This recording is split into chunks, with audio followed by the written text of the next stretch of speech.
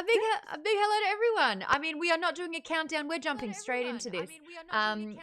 Usually we've got a couple of seconds to just chill, grab a drink. If you haven't done that, I told you it was 5 o'clock that we were getting cracking on this one.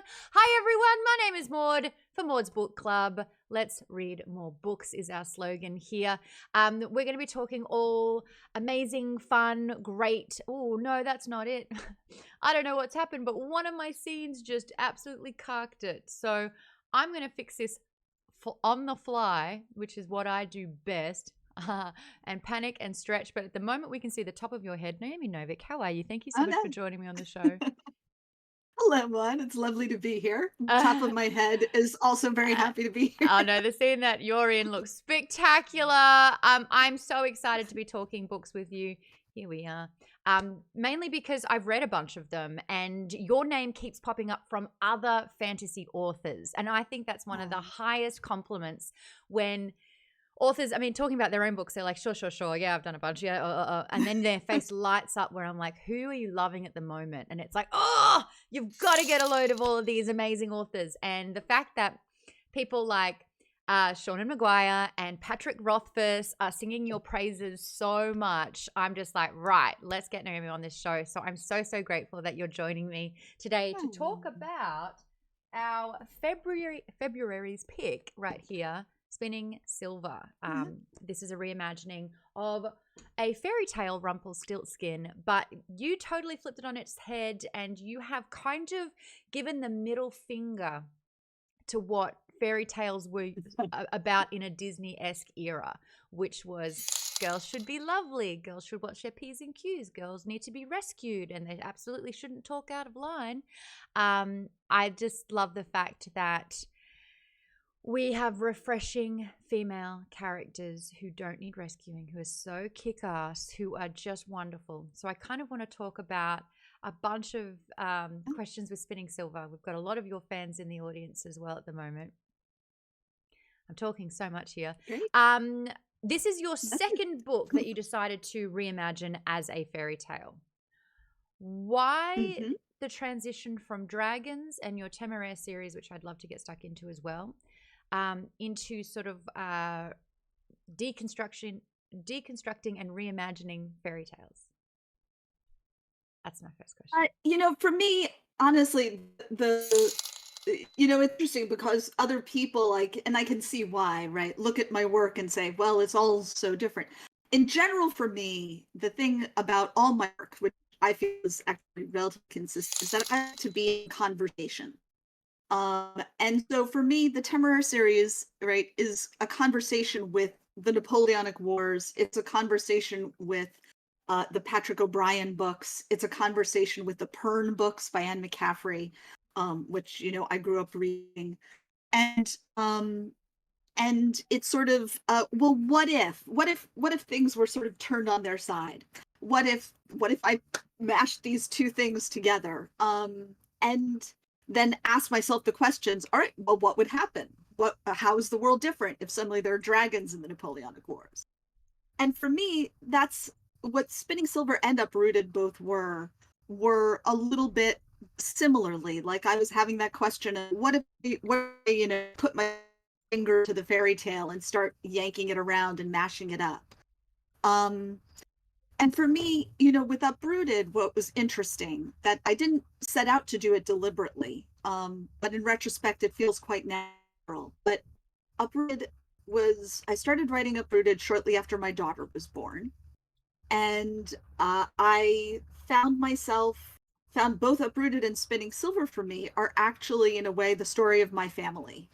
That's not something that is apparent to anyone else from the outside, but that's what those two books were for me. So for me, it was quite a natural evolution, even though obviously from a reader's point of view, that isn't obvious on the surface at all, right?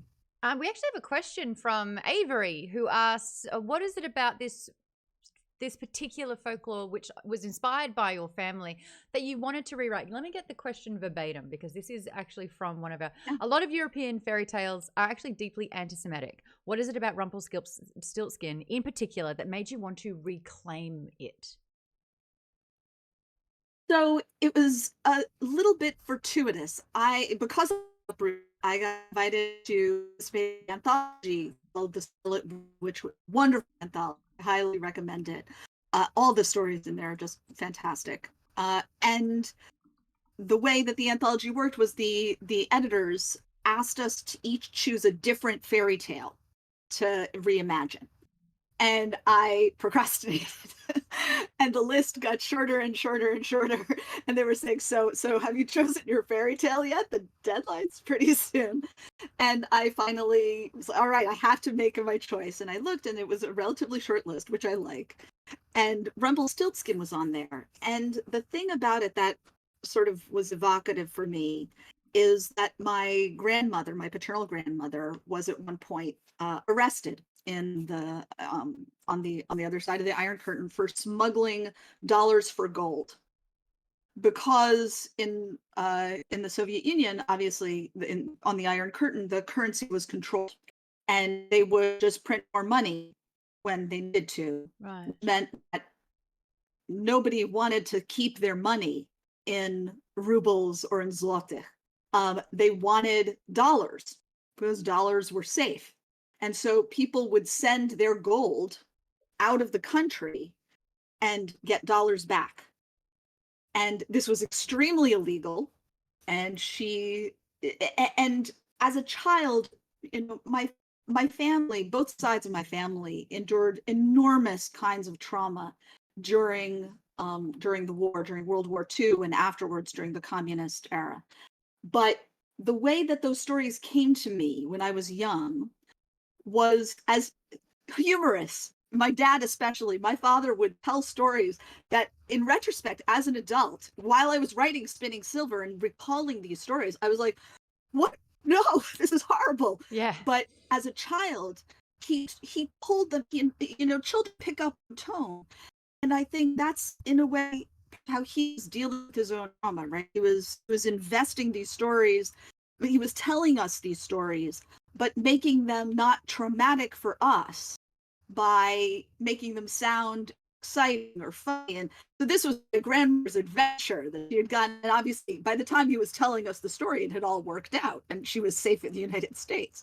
But at the time, so what came to me as a child and what stuck in my head was the idea of my grandmother as sort of this romantic smuggler of gold. And I love that. Obviously, in Rumpelstiltskin, right, you have the spinning straw into gold, and the miller's daughter's hair of gold, and that obviously how that the blondness, right, is sort of invested with this wonderfulness, with magic, where you have Rumpelstiltskin in this sort of anti-Semitic caricature.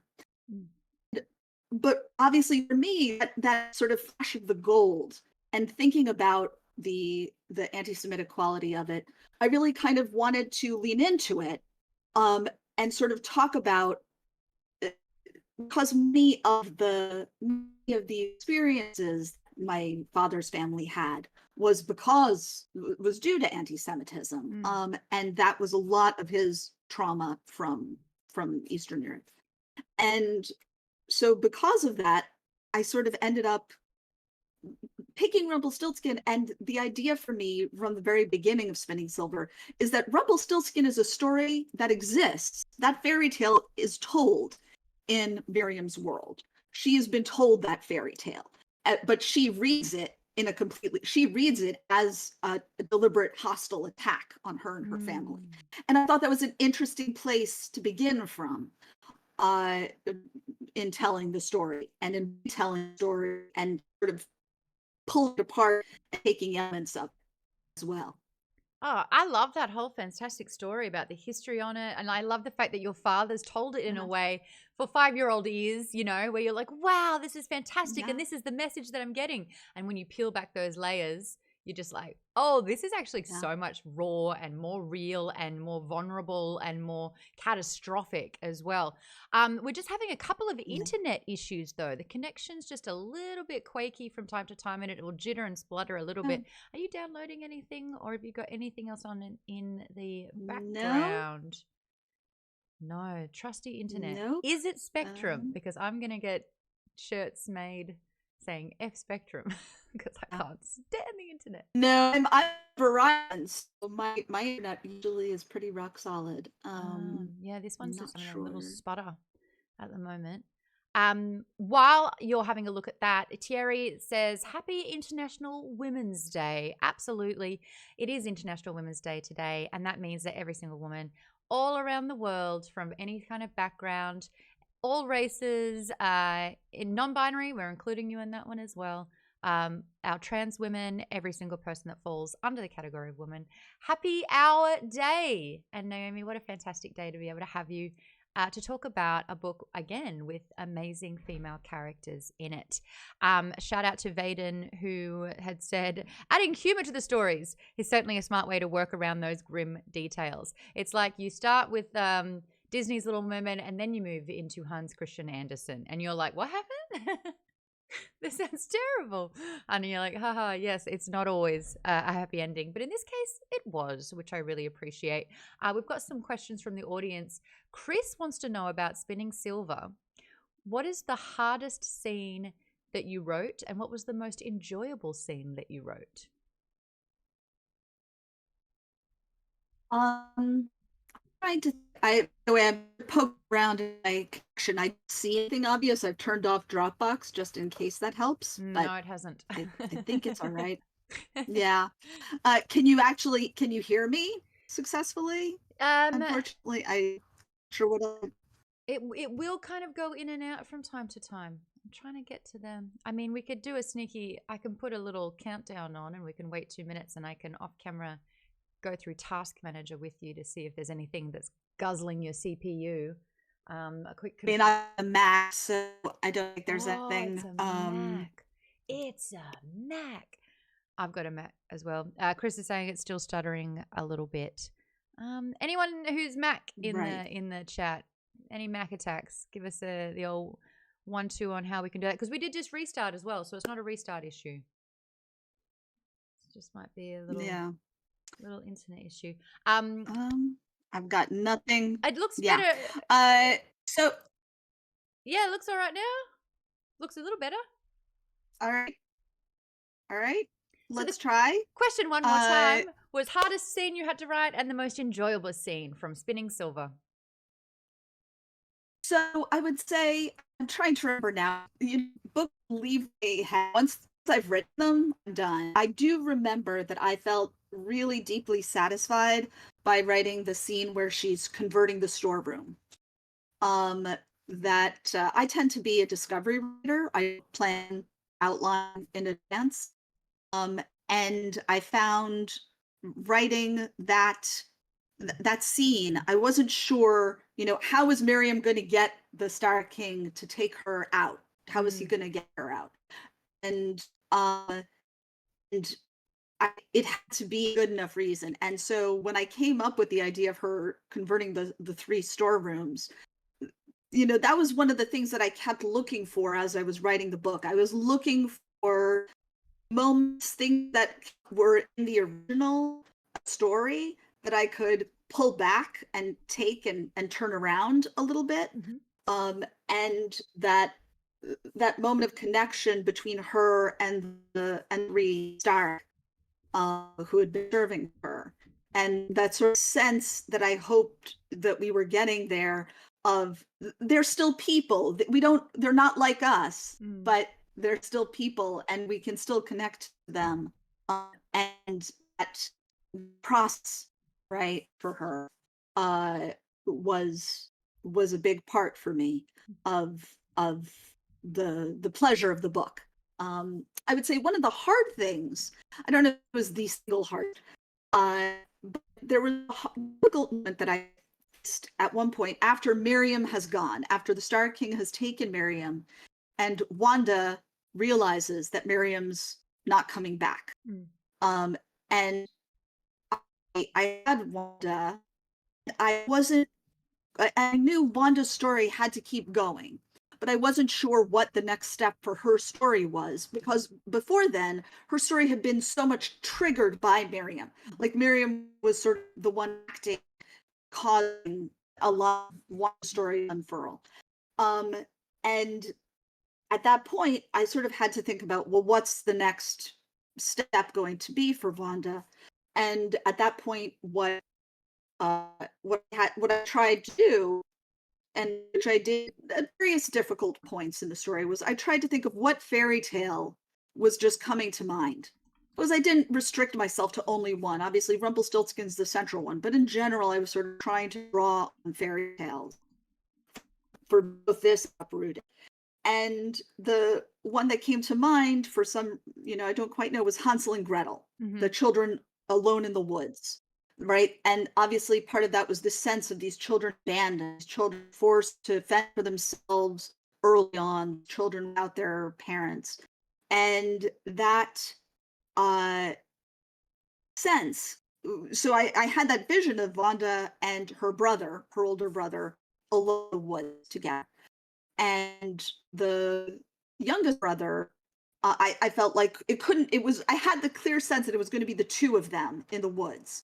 And I thought, well, why would they go into the woods? How would they, what would happen that would send them there? And that's when I knew about her father's death. That's when I realized her father was going to be killed and that they were going to have to flee because of this. And that, but trying to figure out what that was a kind of, exactly a fishing expedition. It was sort of sitting with fairy tales and trying to think through what was speaking to me at that moment, and that's kind of the difficulty. I love that there was another integration in there of a different fairy tale completely, because my head wasn't in that. You start Spinning Silver trying to get the Rumpelstiltskin parallels, so to weave that in was very, very clever. But you're right, Wanda's sort of purpose, freedom, the way to kind of like buck the system of her father to stop being so trapped by him, that was all Miriam. So Miriam was the catalyst almost for Wanda's freedom. And then that freedom gets completely destroyed when her father dies.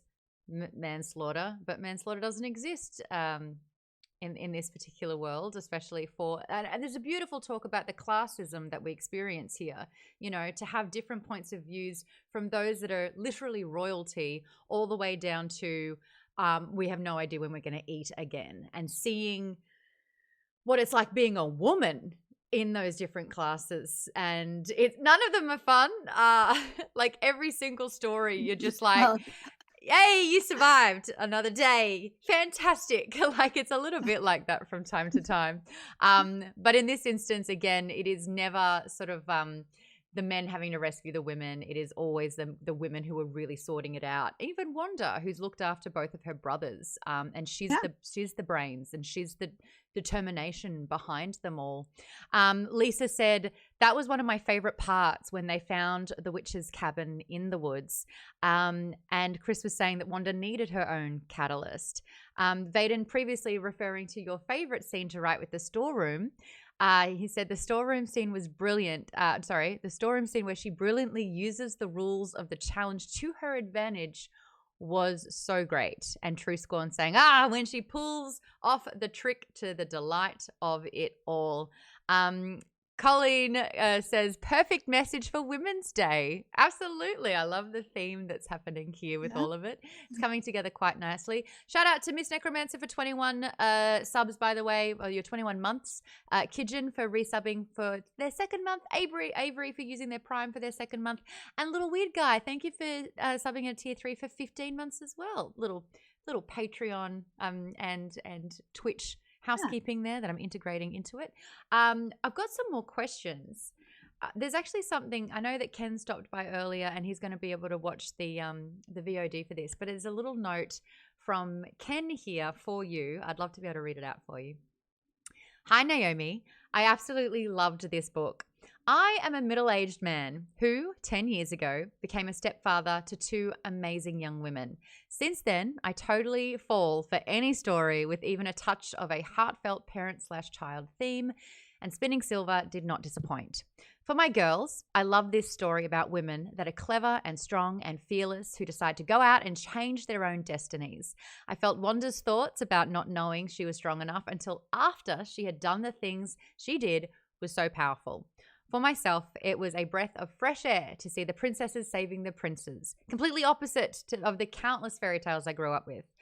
For once, I got to imagine maybe one day my princess will swoop down and rescue me from my demons and warm my cold heart.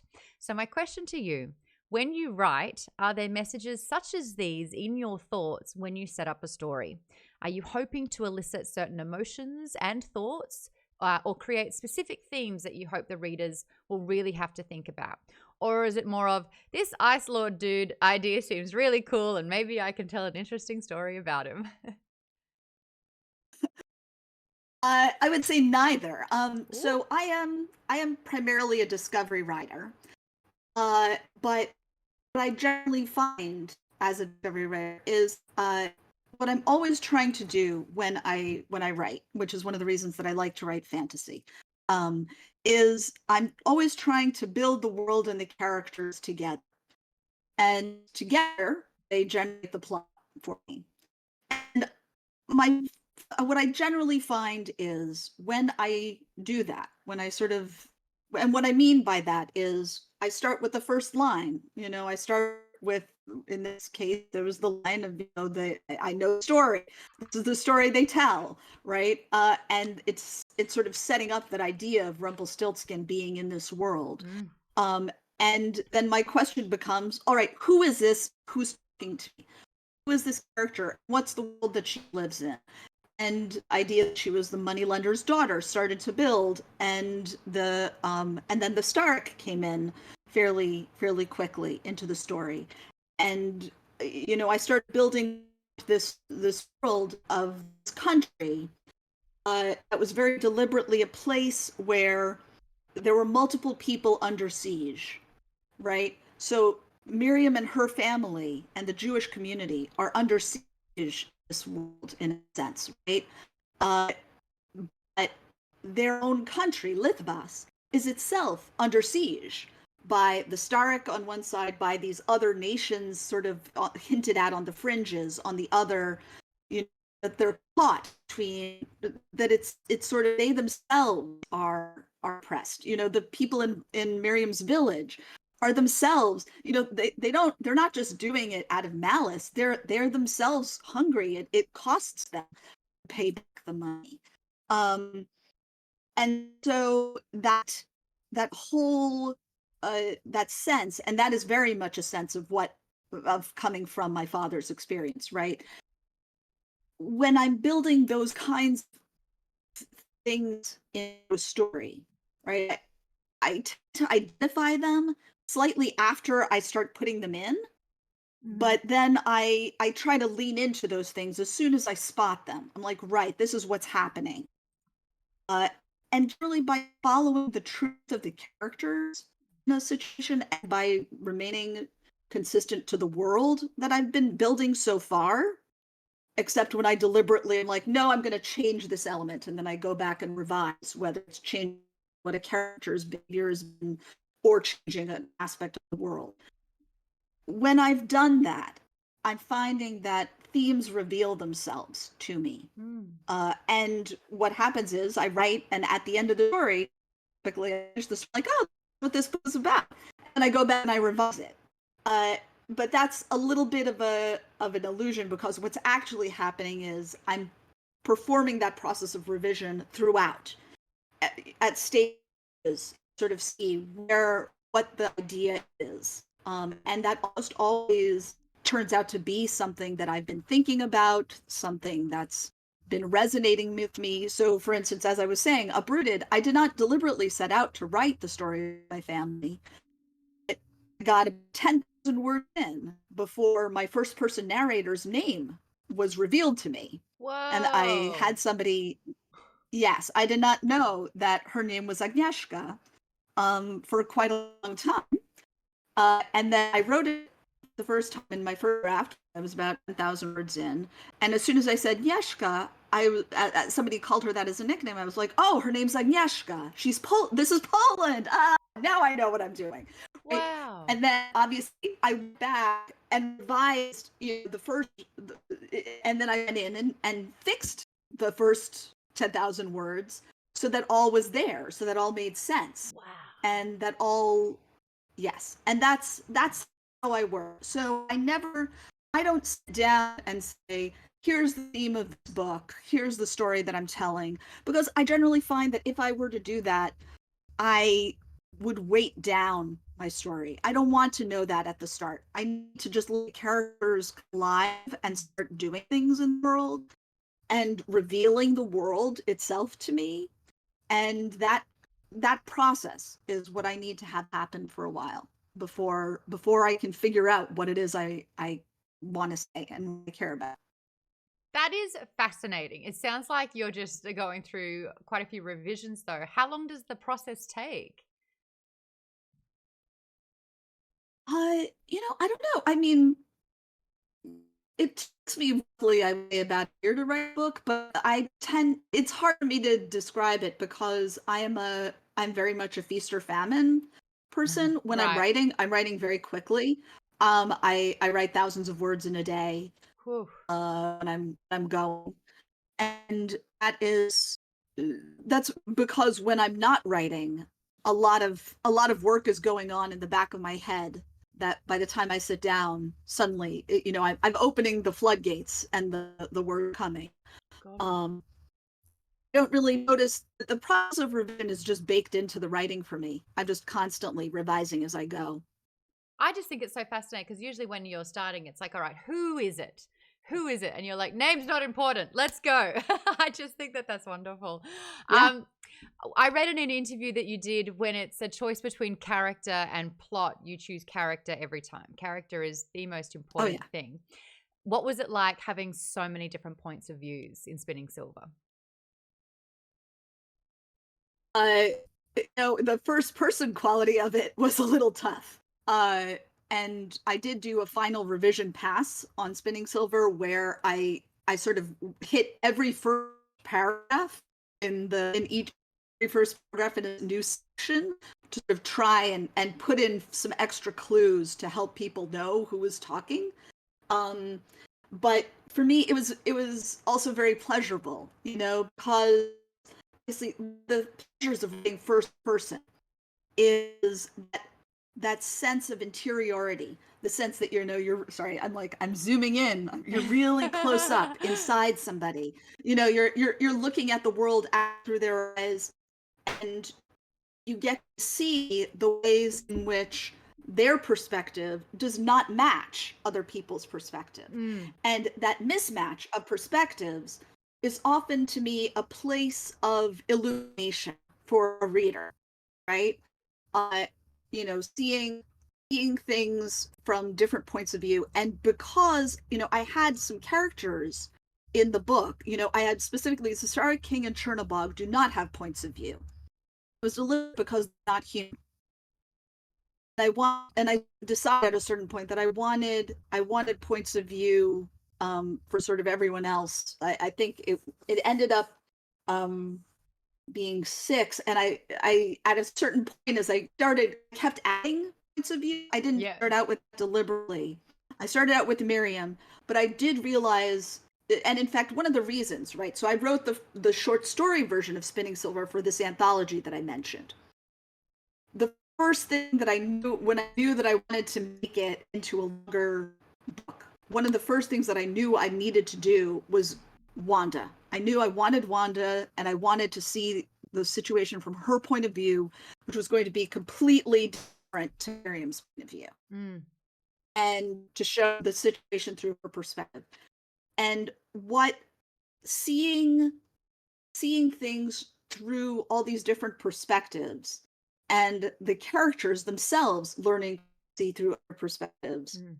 is what allows us to sort of see the perspective of the Stark King that we're not allowed to see directly, Mhm. but that we got to be with Miriam, seeing, and helping, how she learns, right, to see the Stark King as a person and to value the Stark themselves as people, while not sort of saying, oh, so you were all right and everything you did was fine. No, but just recognizing them as people you could argue with, Mm-hmm. right? People that were worth saving, people that were worth saying, you're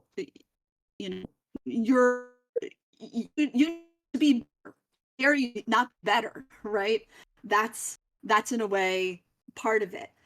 You don't ask an earthquake not to destroy your house. Yeah. You don't ask a thunderstorm not to flood your basement, right?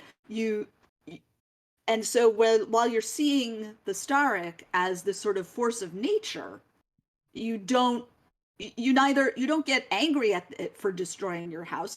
You can be very upset, but it's like how dare you, earthquake, right? You have to think that somebody has to be a person, somebody has to be real to you before you can demand something from them. Yeah. In a way. All right. That process something. So I've got a lot more that I want to talk about with these perspectives as well. We've got a few comments coming in too.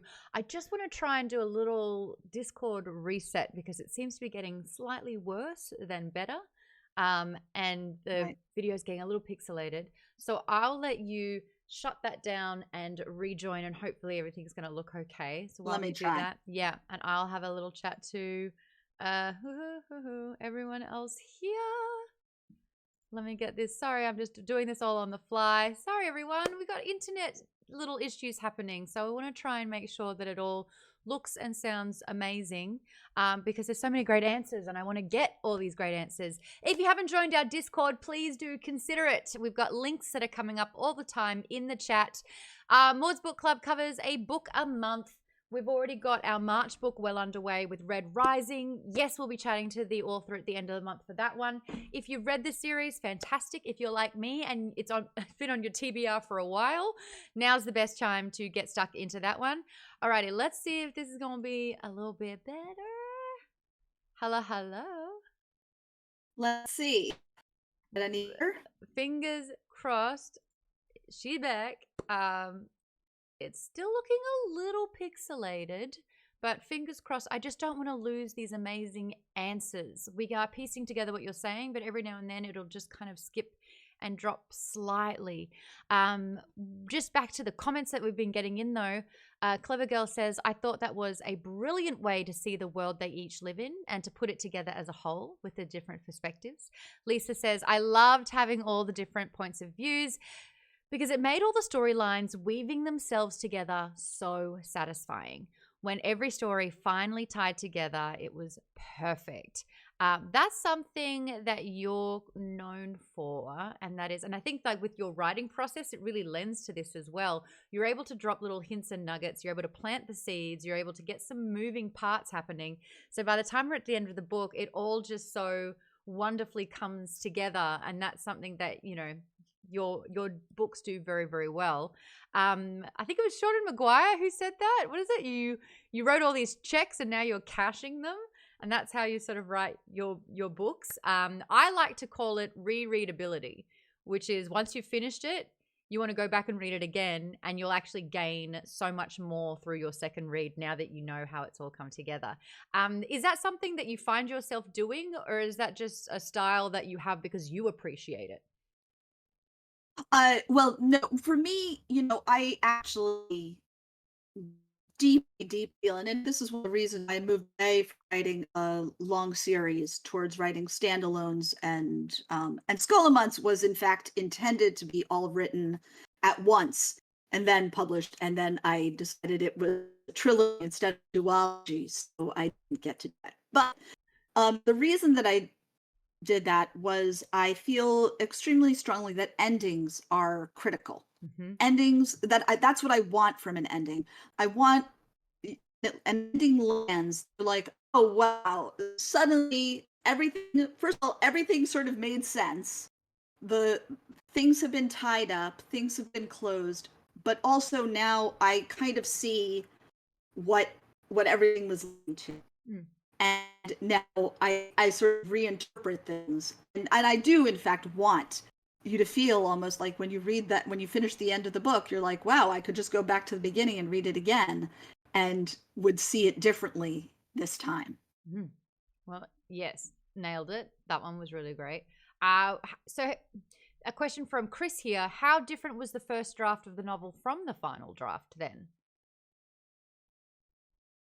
It's very hard to, What's a I can't draft? actually answer that because, right, I do a draft. I am revising as I go, and at the moment, by the time when I write the end, it's done.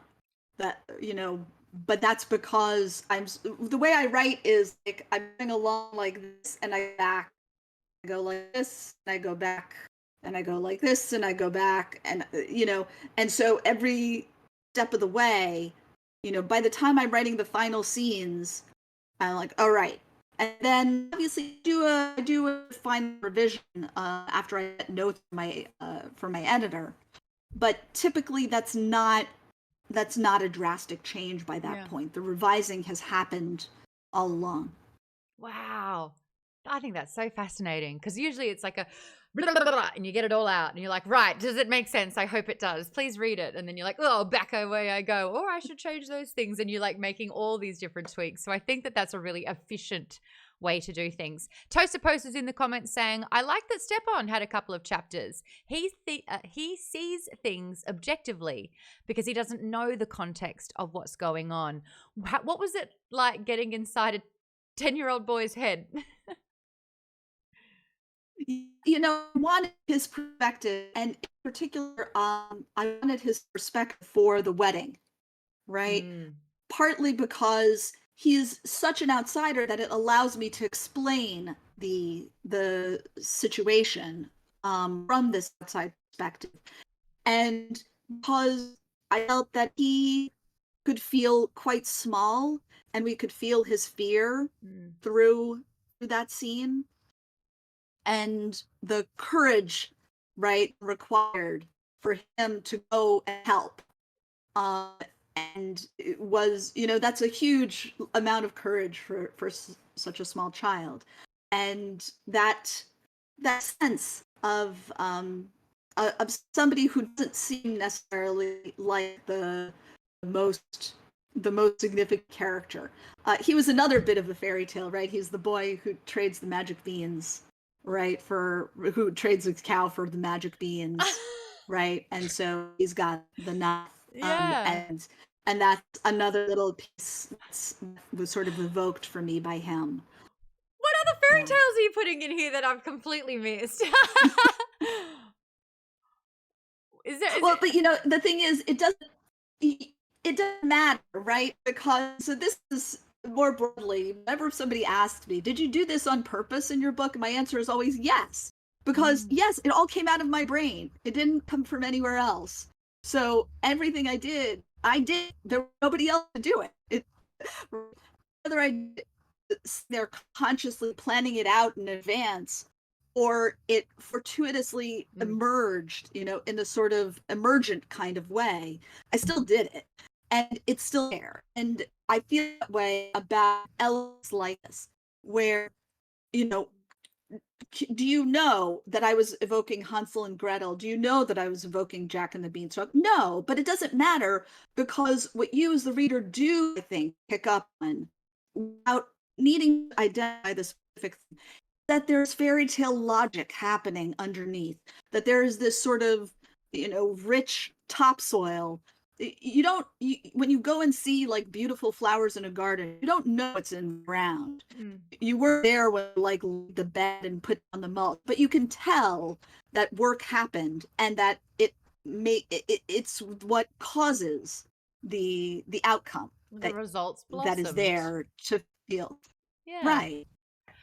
I'm trying to go through sort of every other facet and being like, wait, did Monertis have anything to do with like the Emperor's new clothes? I'm like, because he had to change everything. Yes. I got one. Yes, absolutely. Okay, so book chat and book members, we're going to go back over this book with a fine-tooth comb, and we're going to name them all, and we're going to get it all fantastic. I did love getting Monertis. How do you pronounce that? Because I'm going from the narrator. Well, I mean, I have no idea. I said it Monatus in my head, Monatus. But I don't know, because the narrator was like Monertis. I don't know how I need. The narrator would put on a bit of an Yes, accent when doing it, and so it was Manertus, and I was like, okay, Manertus. uh, Uh, I was Mernitis for me, but that, I don't know. Manertus. it's Um, it's yeah. he had one of my not favorite, but the quotes that made me gasp. And it was something like when he was trying to understand Irina, because Irina is, according to him, so bland, so unattractive, so uninspiring, just so nothing. If she was a color, she would be beige. Like, it was so interesting to see him start sketching her and be like, what do you see? But I think the quote was something like, it wasn't that she wasn't beautiful, it's that she wasn't even interestingly ugly. And I that pierced deep, because there's probably some guys out there that have legit thought that. And you just kind of see the cruelness of men's worth on women, which is, are you beautiful or are you rich? And can you provide a dowry? So I thought that was a really, really interesting take. And that quote was so brutal. But Manertus' story, we learn, is so heart-wrenching as well. He didn't sign up for this deal. He is a byproduct of someone else's bargain. And he's trying to not do the best that he can, but make the most of literally having to endure torture. And he still didn't get to choose who he wanted to marry. That was a choice that was made for him as well. As a reader, and through Irina's eyes as well, we're really struggling with it. Do I hate him or do I sympathize him? Like, what were you hoping to get from, I guess, Manertus's antagonism? So, one of the things obviously that I was playing with in this was the sense of redemption, right? Redeemable, who's and who isn't, and the ways in which sometimes evil acts have their roots in something that we don't see, right? Or that we don't understand.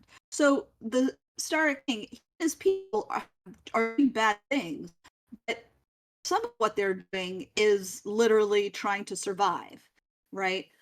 And Mernatius as well, he starts out as just this sort of obvious villain. He's just horrible. Yeah. And then we realize, right, of course, he is the child, right? He's the child of the bargain in Rumpelstiltskin. The I'll give you my firstborn son if you give me these three, if you spin the to go for me. And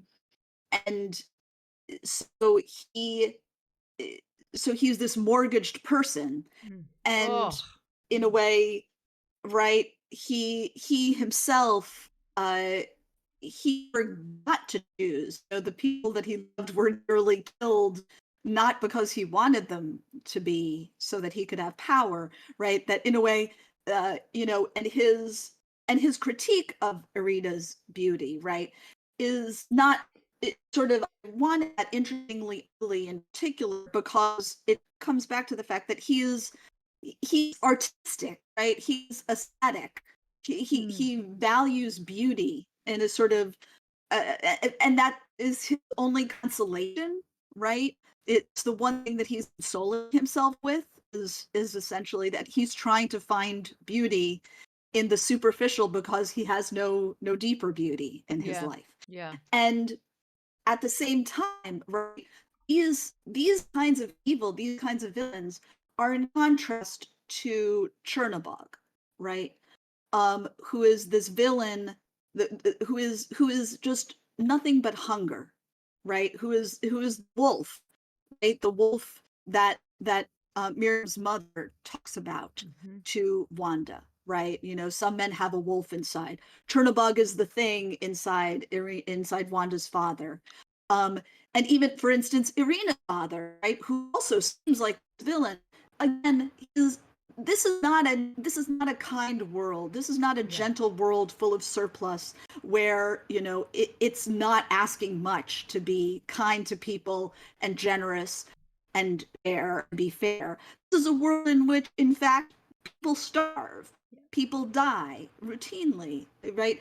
And everybody is thinking not unreasonably about protecting themselves, their families, their communities, right? And when do you make that gesture, right? So Miriam choosing to use the tunnel that is there, kept secret, and whose secret is a a sort of communal property of the Jewish community that her grandfather shares with her and lets her use to save the Starek. Right? That's a choice. It's not a simple choice. It's not meant to feel simple. Um, and that kind of dynamic of like, what is true irredeemable evil for me, right? Fundamentally, it is this selfish unlimited hunger, right? It's not the I want to protect myself, I want money and power in order to do either some good in the world for somebody who is not just me, but it's this just sort of unsatisfiable consumption, Mm-hmm. right? That is sort of ultimately, I think that's one of my theses, right? That this is the real root of evil, that kind of uncontrolled, unlimited selfishness that is never satisfied, that can never say, this is enough, I have enough, I can give to somebody else. That Chernobog is not capable, right? And, Mm-hmm. one of the things that I had quite a lot of fun with in Chernobog in particular was he doesn't even always rhyme. He sounds like he's rhyming quite a lot, but he's not true enough to be consistent. Like when he wants to say, he has a kind of sings, but if the Star King like rhymed, he would rhyme every single line. It would be same scheme. Chernobog cheats all the time. Against his own rules. He breaks his own code. He is not true to anything. Uh, and that's so that distinction, right, between redeemable, understandable human kinds of evil and wrongdoing, and where no, there's just no way to do anything with this. Right? That was a dynamic that I wanted to play with. Especially, I love the juxtaposition between sort of fire versus ice. But when you look, you're right. When you look at the cause and what is fueling both sides, Chernobog is take, consume, destroy, just to try and feel. You're right, quenched. Barely, it can never be sated. Whereas the Starek King, we initially think that it's very empty destruction, very cold, there's malice behind it. And then you realize that his version of events are just him trying to save his people. And how is that any different to what Irina's trying to do with her people? So I did like that. I did have a question here from where did I see it? Vaden. Spinning Silver firmly establishes two of the antagonists, the Starek King and Minertius, as villains who hate their brides, but they actually fall in love with Miriam and Irina at the end. Were these character arcs planned from the beginning? Knowing your writing style, I'm guessing maybe not, but I'm asking the question anyway. I think I knew the Starek King. By the time I finished the short story, I knew that in the book, Miriam was going to get the Starek King. Slightly because the Starek King is Garrett from Labyrinth in my head a little bit. Yes. I wanted, as a young Jewish girl, I wanted Garrett. I was like, what is Miriam Jennifer Connelly? Right. Connelly? Is that who Miriam could be? Jennifer? Not, oh, okay. I mean, not literally, but okay. Obviously this is, but that was sort of my energy for him in the book. Right. So I wanted Miriam to get her king. Mernatius, I didn't know until really late that he was going to live. I didn't know, in fact, that he was, because I was waiting to figure out who he was, like in terms of the Rumpelstiltskin story. I still didn't know who he was until really quite like they were walking back, I think, from from the tunnel, conversation in the tunnel when she and Mernatius, where we get Mernatius's point of view, right? I think that's the first time when he reveals to Irina that he is the mortgaged child, right? He is the mortgaged child. That's when I was like, right, that's who he is. And that's when I knew that Irina had to save him.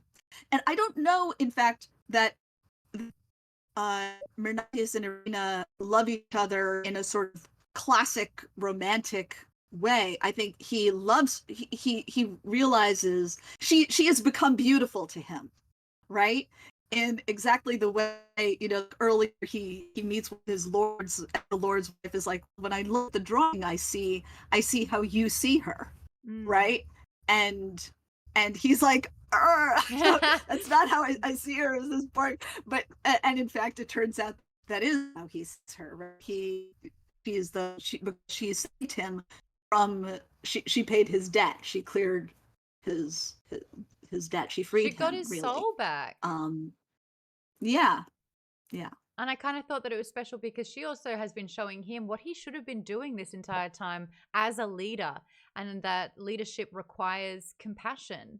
And I think that in that fell swoop, by including him as her people, she's like, this is the attitude you need to have. Look, you now have an impact of what it looks like to be cared for. And it's like, oh, wow. Right. Yeah. And I think that honors right, because you can't. Yeah. Sorry, you go. Yeah. So I was just going to say, you can't have passion if no one has ever had compassion for you. Yeah. Right. So that's the thing. He needed somebody to actually love him and care about him. Colleen says that's more on the theme of paying debts as well. She paid his debt. Aww. It all comes together so well. I've got so many more questions here. We've got one from some just being an author questions. No, I think we actually went across all of that. Ooh. What is your favorite fairy tale? Do you have a favorite fairy tale? Don't. I'm no favorites. I like the thing that I like at that particular moment, and then the next shiny thing catches me and I'm like, oh, I like this now. Favorite. Yeah. One of my very favorite fairy tales was one of the ones that influenced Uprooted, which is a fairy tale that's not available in English. It's called Agnieszka Skrawek Nieba. And it means Agnieszka, scrap of the sky, piece of the sky. And I loved it as a child because it's about, the hero is a little girl. She's not a grown woman. She's not a princess. She's a little girl who discovers that the people on the other side of the forest are just like us, and manages to save her father and her village by knowing this, by recognizing this. And that is, unfortunately, I realize that's very satisfying, but you can't read it unless you read Polish and find a book that I think has been out of print for a long time. Oh, that's so funny. It's let me see. Yeah, I'm not, unfortunately, not fluent in Polish, which is a big shame. So I'm like, yeah, I have. This is. Oh, you've got it. This is the book. Yeah, this is the book that my mother read to me when I was a little girl, and that's really special. Yeah. And I made her read that story to me over and over and over. It just was. I'm trying to find. Yep, here it is. There's the little girl in this giant overgrown forest. Oh wow! Yeah. And her dress is the color of the sky, which matches her eyes. And it's not exactly a magic dress, but it's kind of magic. So yeah, I love that one. I would have been obsessed with that as a kid. Deeply in my heart. Yeah. Some other questions that we've got that I have actually. I hate to say it, You've got 3 minutes left. 3 minutes. I have to go put my daughter to bed. The last 3 minutes that I have. It's almost 9 p.m. here. Oh, it's 9 p.m. Yes. Got it. So the last 3 minutes I'm going to use to talk about Scholomance. You have just completed your latest trilogy.